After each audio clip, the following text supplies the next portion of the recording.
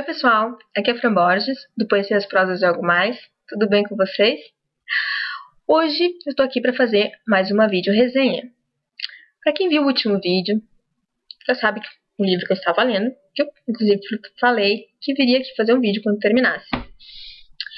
É o Dia em que a Poesia Derrotou um Ditador. Aqui, ó. Do Antônio Skármeta. O que foi a minha história com esse livro? Meu marido viajou, e como está perto do meu aniversário, ele pediu para me dar uma listinha de livros para ele me trazer de presente. Inclusive, ele me trouxe de surpresa. Então eu fui lá pesquisar nas lojas virtuais e me dei com este título. Um dia em que a poesia derrotou um ditador. Eu pensei, não, um livro com um título desse, no mínimo, merece ser visto, né? Vou lá olhar do que se trata. Aí cheguei lá e me dei com essa capa linda. Linda essa capa, eu achei linda a capa. Ela tem um alto relevo aqui no título também. A contracapa também é linda, olha só. Tem um livrinho aqui e essas partituras de música. A primeira capa também tem as partiturinhas ali, ó. Muito bonito. E aí, eu fui ver quem era o autor também. Em seguida, depois vi o título, vi a capa e vi quem era o autor. O Antônio Skármeta. Aqui no chapéuzinho. E fui ver quem era o Antônio Skármeta. Ele é este camarada aqui. Ele é um autor chileno. Eu descobri o site dele e tal. Que já tinha feito vários livros, ganhado vários prêmios, inclusive livros sobre Neruda. Fiquei com muita vontade de ler, né? Porque eu amo Neruda. Inclusive, ele escreveu um livro, gente, que baseou um filme. O filme se baseou no livro, né?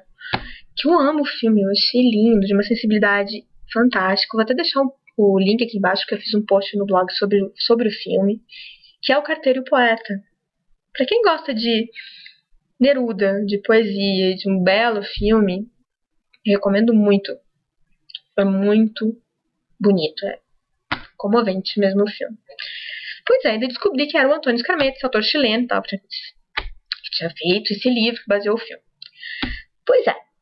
Aí fui ler a sinopse, né? Vamos lá, agora a última coisa, a sinopse, vamos confirmar se eu compro mesmo esse livro. E o tema, gente, o pano de fundo da história é o final da era Pinochet, do regime ditatorial do Pinochet. E eu adoro esses temas, né? Então, fui lá e pedi pra ele. E ele me trouxe. E não me arrependi. Muito bom livro. E o que vai contar o livro?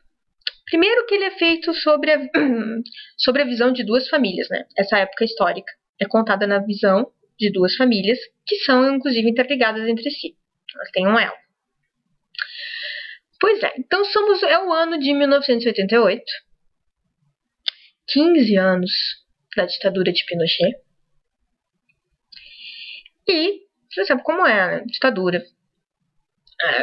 Prisões arbitrárias, assassinatos sem explicação. Presos políticos, desaparecidos, que a família nunca mais voltou a ver. E aquele regime de silêncio, medo, repressão. Você não pode pensar, você não pode falar, você não pode respirar. E, para quem lê um pouquinho sobre a história chilena, vai saber que Pinochet tinha requintes de crueldade, né? Como quase todo ditador, mas ele era um cara mau. Muito mau. Vamos lá, então começa pela visão do Nico Santos, que é um adolescente de 17 anos. Ele está cursando o último ano da escola. Aparentemente seria um adolescente normal, né? Crescendo em regime ditatorial. Bem, a primeira frase do livro é ele contando que ele está na aula de filosofia e o professor dele é preso. Sem nenhuma explicação. Chegam lá e prendem. E ninguém faz nada, obviamente, porque ninguém podia fazer nada. Contudo, tem uma ressalva, né? Esse professor de filosofia é o Rodrigo Santos. É o pai do Nico Santos. Eles tinham um acordo entre si, porque o pai dele, mais ou menos, já previa. Em alguma época, ele previa que poderia ser preso. Então, olha, professor de filosofia. Então, vocês imaginem que provavelmente o pensamento dele não vai ser parecido com o do governo, né? Então, em algum momento, eles vão ir se bater. Pois é. E eles tinham um silogismo, né? Como ele era professor de filosofia, então ele tinha esses silogismos com o filho e tal. E eles tinham o silogismo baroco, no caso dele ter sido preso em frente de testemunhas. E o silogismo bárbaro, se não fosse preso em frente de testemunhas. Como ele foi preso na frente das testemunhas, tinham 35 alunos, né, dentro da sala. Então ele usava o silogismo baroco. O que era o silogismo baroco? Ele tinha 2 números de telefone que ele tinha decorados na mente e tal. Ele havia decorado para ligar para algumas pessoas que ele nunca viu na vida e que ele não sabia quem era. Então o pai dele recomendou que ele ligasse se acontecesse, se ele fosse preso, para ligar para essas pessoas, contar o que aconteceu e continuar a vida dele normal, como se nada tivesse acontecido, que não era para ele fazer nada. E o Nico faz isso. Liga para esses telefones, as pessoas dizem que vão resolver da melhor forma possível, vão falar com outras pessoas e tal. E é para ele esperar. E aí ele volta para casa e tenta seguir a vida dele normal, né? Ir pra escola. Ele tem uma namorada, que é a Patrícia Bettini, que vai dar apoio para ele e tal. Ela tem alguns conflitos até com o Rodrigo de pensamento, porque ela é meio decepcionada com aquele regime. E o que torna, né, alguns pensamentos dela meio apáticos, conformados e tal. Então, ele tenta continuar com a vida dele, né, de uma forma quase normal, né? Obviamente ele não consegue. E é muito interessante ele descrever, né, a adolescência dele, como é que ele está vivendo aqueles dias ali. E imagina, né, uma criança, porque a ditadura tem 15 anos, ele tem 17, então ele cresceu naquele regime.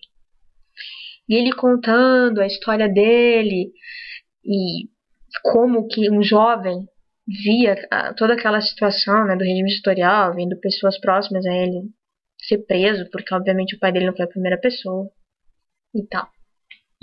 E paralelo a isso, temos o Adrian Bettini, que eu disse para vocês que são 2 famílias. O Adrian Bettini é o pai da Patrícia Bettini, que é a namorada do Nico. O Adrian Bettini ele é um publicitário renomado, muito bom, muito famoso, porém na época de Salvador Allende, porque ele era obviamente favorável a Allende, socialista. E quando, né, foi instaurado o regime do Pinochet, ele perdeu o emprego e ele faz parte de uma lista negra que circula pelo país com determinadas pessoas, como o Adrian Bettini, e ele não consegue emprego de maneira nenhuma, em lugar nenhum, né, por causa disso.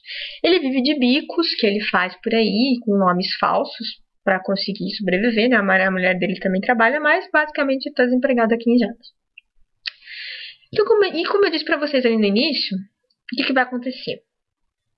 Pinochet, obviamente, por pressão internacional, vai instaurar um plebiscito. Por pressão internacional vai instaurar um plebiscito do sim e do não. Como é que é isso? O sim, que é para o Pinochet concorrer novamente às eleições e ficar lá, sabe-se lá por quanto mais tempo. E o não, que o Pinochet não vai concorrer a novas eleições, vai ficar mais um ano no poder, só que depois vai ser aberta eleições com outros candidatos para se eleger, né? A princípio seria fácil, né, a resposta, porém não é. Como o Adrian Bettini ele é um publicitário, o líder da oposição, né, contra Pinochet convida o Adrian Bettini para chefiar a campanha do não. E esse plebiscito tem uma coisa inédita, porque Pinochet, na sua infinita bondade democrática, resolve autorizar 15 minutos na televisão para a campanha do não. As pessoas, obviamente, não acreditam muito, a própria Adrian Bettini não acredita, porque já teve um plebiscito em 1980, que foi fraudulento, né, 70% a favor de Pinochet. Porém, várias pessoas foram proibidas de participar, só o governo contou os votos e tal. E obviamente, não teve campanha nenhuma, não puderam se manifestar. E dessa vez, sob pressão, como eu já disse, ele autoriza que a campanha seja feita na televisão, juntamente com a campanha do sim, claro. Ou seja, vão ser 15 minutos na TV contra 15 anos da ditadura. O grande problema da campanha do não é que o Adrian Bettini, analisando a população, a própria filha dentro de casa, vê a apatia do povo chileno. Eles estão apáticos, silenciados, com medo. Eles não acreditam mais que algo possa ser feito. Eles ficaram estagnados. A repressão, os 15 anos de repressão foram tão fortes que eles simplesmente estão lá paralisados. Eles não conseguem se mexer para nada. Então, como que ele vai tirar essa população da apatia, convencê-los de votar, sendo que a própria filha dele diz para ele um dia que ela não quer votar porque ela não acredita, ela acha que é fraudulento, que o Pinochet vai ficar para sempre ali. E eu acredito que eles acham que nada pode contra o Pinochet, que papeizinhos em urnas não vão poder contra o Pinochet, que ganhou o governo na bala, né? É o que ela diz mesmo pro pai dela. Quero ver como que ele vai convencer essa população. Tem até uma parte que eu separei para ler para vocês, que ele diz, né, que o Adrian Bettini fala: pode-se dizer que nós, chilenos, somos na ditadura de Pinochet como os prisioneiros da caverna de Platão.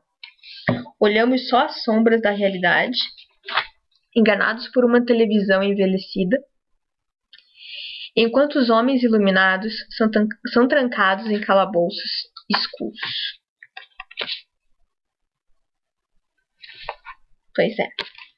E outra parte aqui também que fala da população, né? Além do mais, as pessoas elas não querem liberdade, querem consumir.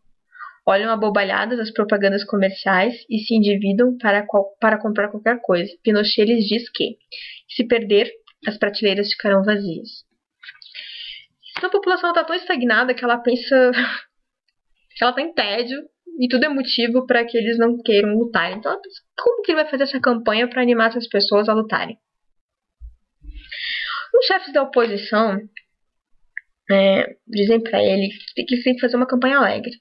Não quer relembrar o caos, as coisas. Tem que fazer as pessoas se levantarem e acharem, não, queremos um país sem degolados, né? Uma campanha alegre, como assim, né? Como que ele vai fazer isso? Então ele começa a bolar a campanha, mas ele não acredita. Nem ele mesmo acredita naquilo. E nem ele mesmo acredita naquilo. Ele não consegue acreditar. Como que, tem uma frase que ele fala, como que 15 anos vão ser superados por 15 minutos na TV.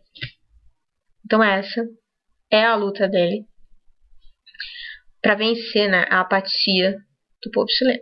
E para saber se ele vence ou não a apatia do povo chileno, se você não leu sobre a história chilena, eu aconselho vocês a não lerem. Porque eu tinha lido do início, assim, o final realmente eu não sabia muito bem o que tinha acontecido, ou esqueci. Se vocês não conhecem, não leiam. Façam como eu, termina o livro e daí vá pesquisar. Vá pesquisar e tal. Inclusive o livro é muito bom, tem outros motivos, né? Tem isso, para você saber um pouco de história. Eu terminei o livro, fui lá, ver certinho o que acontecia, o que não. E aconteceu exatamente como fala ali. Óbvio que tem os personagens fictícios, mas foi daquela maneira. E também tem umas partes muito interessantes, porque o Rodrigo Santos é professor de filosofia, né? O Nico Santos. Então fala muito, né, de filosofia, que tem até esse trecho que eu li pra vocês, que tá falando do mito da caverna de Platão. Eu fui lá pesquisar o que era o mito da caverna de Platão, né? Quem estuda filosofia vai gostar do livro, porque ele tem muitas menções filosóficas e é interessante. Cada vez que você lê, vai lá e pesquisa, gente, como eu fiz, que é legal pra caramba você fazer a leitura assim. O livro te instiga a pesquisar sobre coisas que você não sabe muito bem ou não conhece. E eu fui lá ver e é muito legal. Tem também uma parte do livro que é bem interessante, que fala muito também de Shakespeare, que um dos professores que são bem ativos politicamente, faz peças com os alunos e tal. É o Nico contando, né? O livro, ele é narrado em primeira e terceira pessoa. Em primeira pessoa, quando o Nico tá falando, e ele alterna, assim, entre os capítulos. E em terceira pessoa, quando é a parte do Adrian Bettini, fazendo a campanha do não e tal. Isso me confundiu um pouco no início, porque eu não tinha percebido que que era primeira e terceira pessoa, e daí é um capítulo em primeiro, outro capítulo em terceira, e eles se mesclam. E eu fiquei um pouco confusa no início, mas depois você pega o ritmo. É ótimo. A escrita é fácil, o livro tem 219 páginas, é uma leitura relativamente rápida, né? Eu demorei mais um pouco, porque deu parar, ia pesquisar e tal, principalmente as partes filosóficas. Que demorei mais um pouco, porque eu ia pesquisar, né, essas coisinhas, e tem umas menções de música também, e é bem interessante, eu fui ver quem era a música que era e tal. É bem interessante, você interage com o livro, é muito bom. Pois é, como eu disse, essa parte é narrada em primeira e em terceira pessoa. O livro, gente, vale muito a pena. Além de ter essa parte, né, tem a parte histórica, que é fascinante, é muito interessante você ler e você saber, e ter a visão, né, dessas pessoas, a interação dessas famílias, o que elas sentiam, o que elas pensavam nessa época. O Antônio Skármeta é da época, obviamente, da ditadura de Augusto Pinochet. Então, é interessante você ver os pontos de vista do Bettini, que já é um homem mais velho, ver o ponto de vista da filha dele, da Patrícia Bettini, do ponto de vista do Nico, que é um menino de 17 anos, ver como cada um deles, né, via a ditadura e como isso vai se passando durante a história. É muito bom. Se você gosta desse tipo de tema, eu recomendo muito mesmo. Eu dei 3 estrelas para ele. Eu gostei muito. Eu não me apaixonei pelo livro, acho que eu me apaixonei mais pela parte histórica, na verdade, do que pelo livro. Mas ele é muito bom, vale muito a pena, eu recomendo bastante. Eu fiz também uma resenha escrita, vou deixar o link aqui, se vocês quiserem dar uma passada lá, para ver mais um pouco. Fiz uma resenha escrita sobre ele. E recomendo, pessoal. Leiam, é muito bom e te instiga a ver outras coisas, né? Parte de história, como eu disse, filosofia, é ótimo. Eu tô lendo agora, ele não tá aqui inclusive, mas não sei se eu vou fazer um vídeo dele ou se eu só vou escrever. Depois eu decido, né? Eu estou lendo porque agora o que eu tenho é a minha previsão de sempre ler um clássico por mês. E o desse mês é o Grande Gatsby. Estou gostando muito dele. E eu venho aqui falar pra vocês ou em vídeo ou em resenha escrita, tá bom? Espero que vocês tenham gostado. Se vocês estão vendo aí, clicarem no gostei para ajudar a divulgar o canal. E se inscrever, né? Clicarem no gostei para ajudar a divulgar o canal. Ai, eu vou ficar muito contente. Se quiserem se inscrever também aqui em cima para receber as nossas atualizações. Espero que vocês tenham gostado. Beijinho para vocês, até logo e até o próximo vídeo.